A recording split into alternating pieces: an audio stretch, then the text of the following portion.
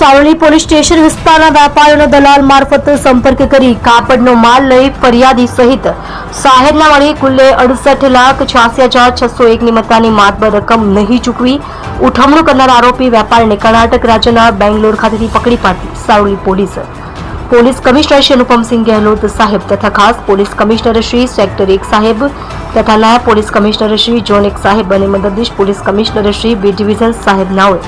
સુરત શહેર ટેક્સટાઇલ માર્કેટને લગત બનતા જુદા જુદા ઉઠામણા તથા છેતરપિંડીના બનાવોને કારણે સુરત શહેરના વેપારને આર્થિક સંકળામણનો સામનો કરવો પડતો હોય જેથી સુરત શહેર તથા અન્ય રાજ્યોમાંથી સુરત શહેરના વેપારીઓ સાથે થતી વ્યાપારિક છેતરપિંડી અંગે ત્વરિત અંગત રસ લઈ આવી પ્રવૃત્તિ સાથે સંકળાયેલ ઇસમોને પકડી પાડવા સારું આપેલ સૂચના અન્વયે સાવલી પોલીસ સ્ટેશનના પોલીસ ઇન્સ્પેક્ટર એસ.આર. વેકરિયા નાઓએ આવા બનાવો અંગે તુરંત કાર્યવાહી કરવા આપેલ માર્ગદર્શન હેઠળ Savli police station part A 2025 ઇપિકો કલમ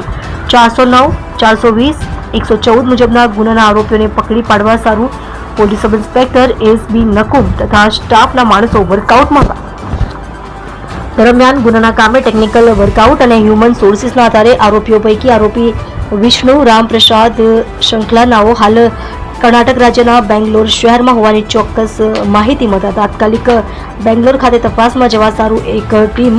police sub inspector S B. Nakum તથા head constable Arvindbhai Laljibhai buckle number 2171 તથા head constable Hiteshbhai Dharamshibhai buckle number 2200 નાઓની ટીમ બનાવી તાત્કાલિક પોલીસ ઇન્સ્પેક્ટર શ્રી નાવના સીધા માર્ગદર્શન હેઠળ રવાના કરી તુરંત જ આરોપી નામે વિષ્ણુ રામપ્રસાદ શંખલા નાઓને બેંગ્લોર ખાતેથી પકડી પાડી કાયદેસરની કાર્યવાહી હાથ ધરી છે. તમે જોઈ રહ્યા છો કેપી ન્યૂઝ ચેનલ રફીક શેખની સાથે.